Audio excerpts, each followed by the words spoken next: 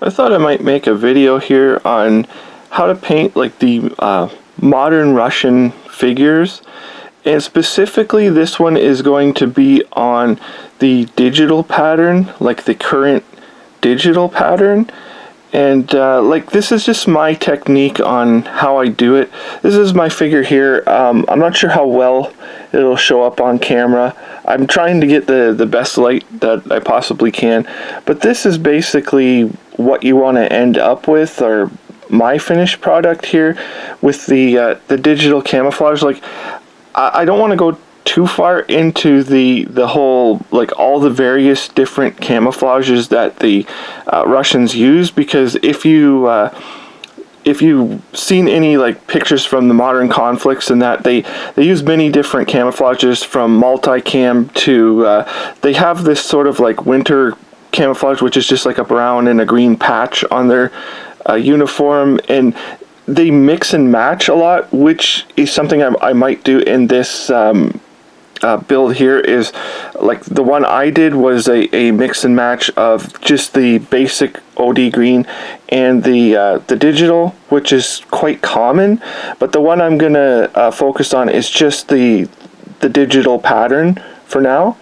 And I thought I'll show my figure here, which is basically the pattern that we're looking to do. I don't know if I can zoom in here, if it will show up so you can see what it roughly what it should look like.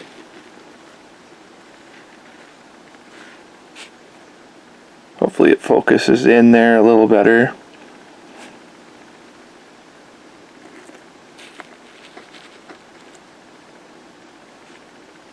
And I'll just go into my products and how to start this project off.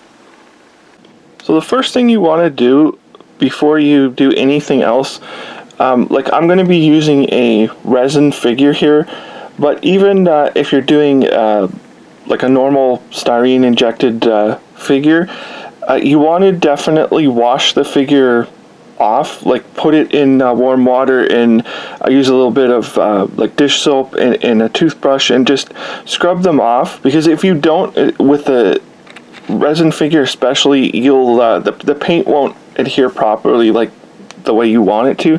So first thing to do is to wash and prep your figure before you paint. And then I always go over with black. I always do the flat black before I do any other prepping. But once you get the flat black coating, or like a primer coating, this is just the way I do it. You know, you can paint it with whatever you want, but I paint it with black, just flat black Tamiya paint.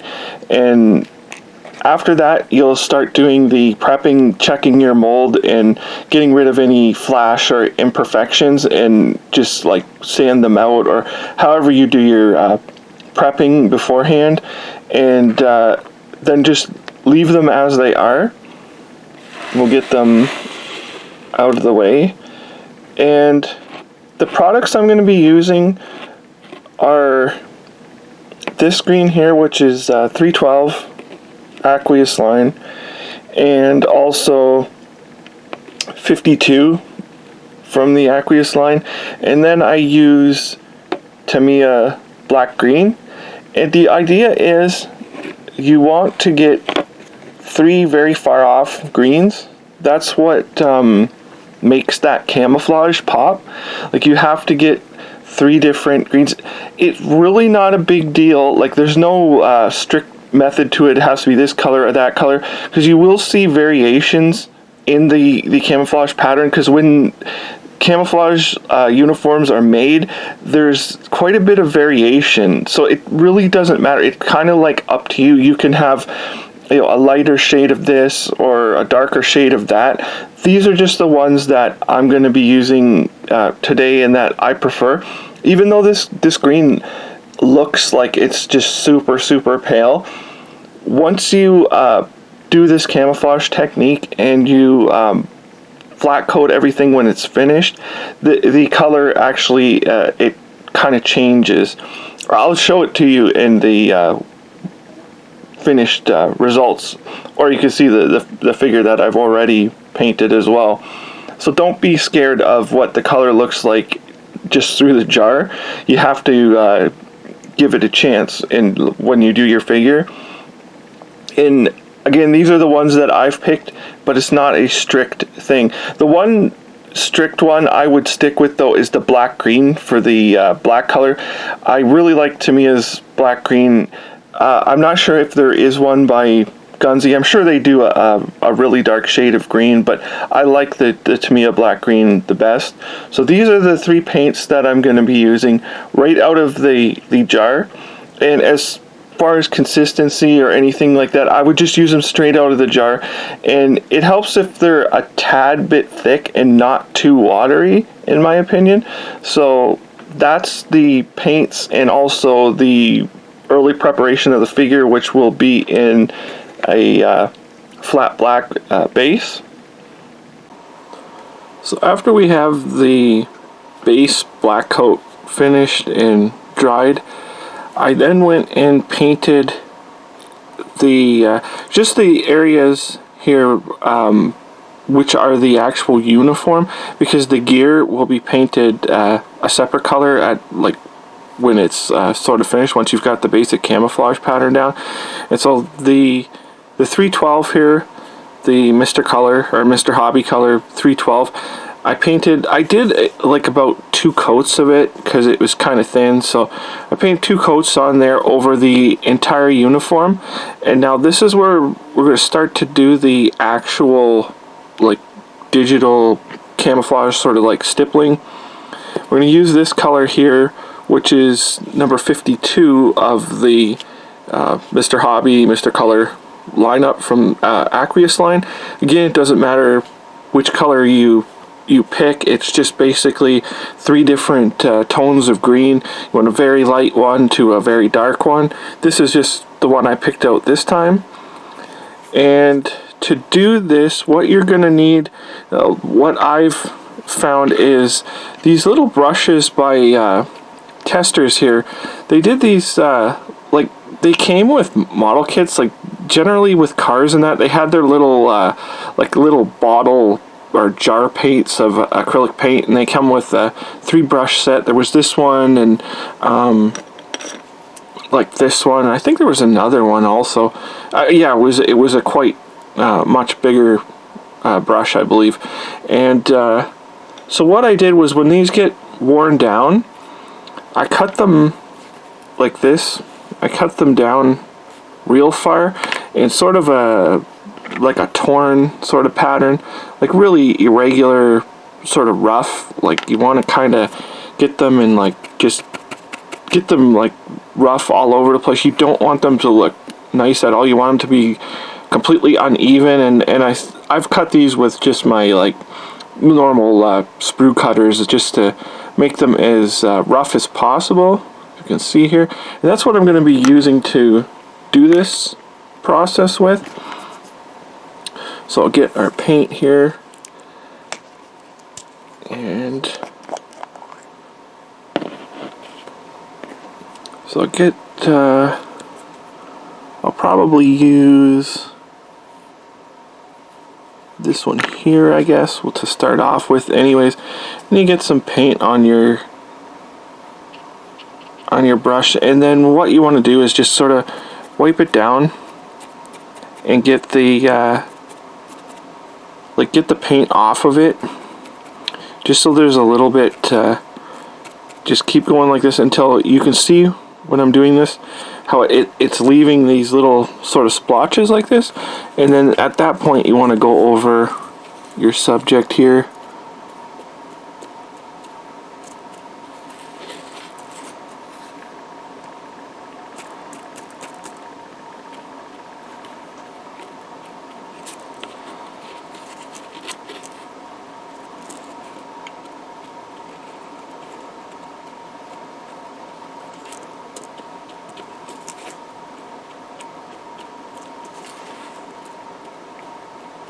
Just all over the place.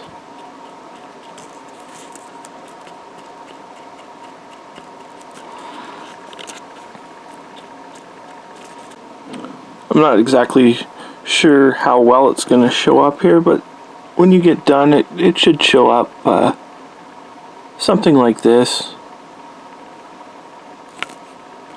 The helmet looks pretty good. Like, if you're unhappy, not sure if it will focus in there. If you're unhappy with what you've done, you don't have to be afraid to go back with the previous color, and you can add the stippling in with the previous color. If you've gone too far, you can always add more if you want to add more or not. So this is the second color for the camouflage. So now that the second color has been painted and dried, it should look something like this. I'm sure it's not, now that it's dry, it's not much different than it was when I first put it on. And we're going to add the third color to it, which the color I'm going to use is XF27 black green. I really like this color for the like the darkest color. I highly recommend that one in particular. And it's going to be done the same exact technique as when you put the second color on with these like modified brushes like this. And also on this step, I'm going to paint the equipment for the figure. I'm going to do the like his basic gear, and I'm probably going to use this color here, which is the XF81. It's actually dark green, but it's Royal Air Force dark green, and that's what his basic equipment will be painted in. And for the boots, I'll probably paint the boots different because sometimes they're slightly different texture. So I'm going to use XF51, which is khaki drab. I'm also going to paint his firearm, which I'm going to use probably this AK-74 here, which is from the ICM individual weapons set. And to do it, I'm going to do the furniture in the rubber black, and the basic gun I'll do in flat black. Sometimes you can do them in, like, if it's an older firearm, I recommend using just like a steel style of color or like an iron color. But if it's a newer firearm, I would use black as like over the metal parts. And I'm going to get that done. I'll get them painted up, and we'll go from there. So here's our completed figure once I've added all three colors. The equipment and everything is painted and assembled. I've also done the white armbands, which I'm going to show how I did them. The armband, this armband here, is actually painted on. Just, you could use any standard paint, and it has just been painted over the figure. Nothing special has been done to it. On the other side, I've actually made basically a real armband out of tissue, and I'll just show how I did that. I'll move them out of the way. You just take like a tissue Kleenex. This is like the multiply Kleenex. You want something very, very thin, which is why I like these Kleenexes, because they're like the multiply. They're you can see when you break them apart, they're very, very thin, almost translucent. So cut a tiny little strip out of there, like something like this. And I use the stuff I use is actually called like, it's a scenic glue from the Woodland Scenes stuff, which really, it's just sort of like a 50-50 mix. That stuff is better, but you can use a 50-50 mix of like the white craft glue, Elmer's glue, some people refer to it as, and put it in a palette like this, and then just, you don't soak it, just touch the water or the glue just a little bit and get it wet, because it will absorb like super quick. And then whenever you're putting it on, like say his arm or leg, you just take it and then just put it on there and wrap it around. It's not really a big deal, but once it's dry, it'll probably go transparent and you'll hardly see it.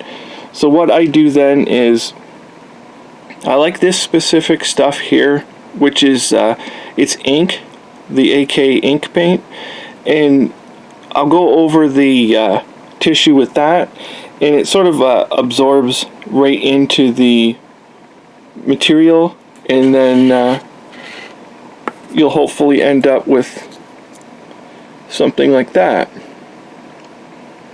which I think looks a little bit better than just painting. I mean, you can get away with the painting, but that's our figure here.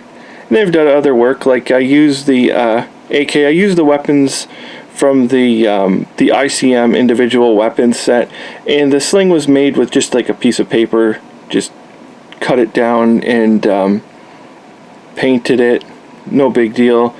And so I'll just show the final details.